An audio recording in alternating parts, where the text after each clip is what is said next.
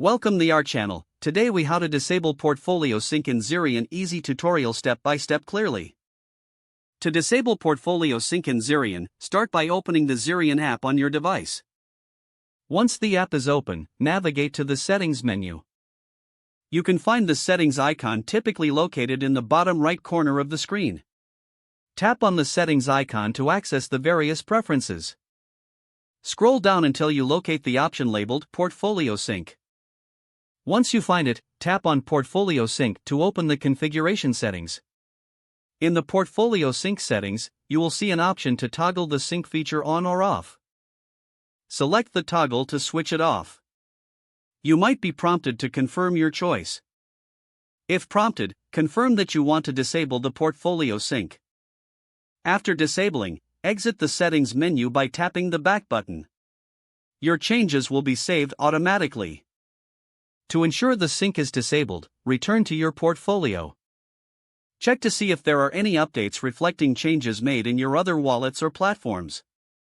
If everything appears as intended, you have successfully disabled portfolio sync in Zerion. That's it. You're all set to manage your portfolio without syncing. If the page does not load, refresh the browser or try again in a private or incognito window.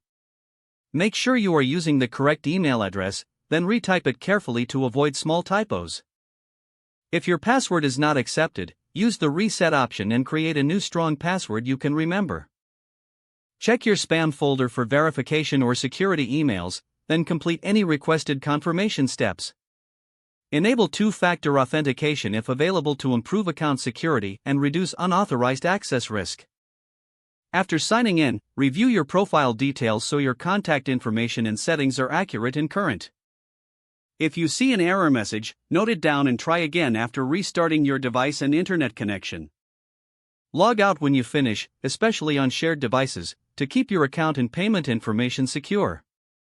If the page does not load, refresh the browser or try again in a private or incognito window. Make sure you are using the correct email address, then retype it carefully to avoid small typos. If your password is not accepted, use the reset option and create a new strong password you can remember. Don't forget to like this video and subscribe to our channel for more step-by-step tech guides.